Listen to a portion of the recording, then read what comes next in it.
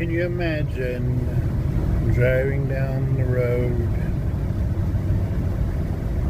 your whole life in front of you, and then the flood comes, the big flood? Can you imagine all those people in Texas?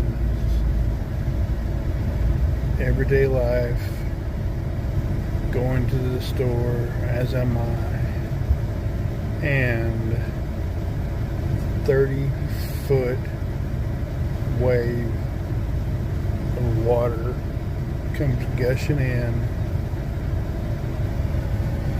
just gushing in.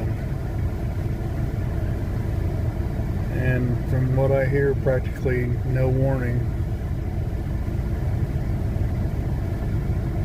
I just sometimes don't understand.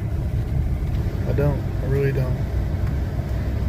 I'm a pretty cheerful person, but I'm gonna tell you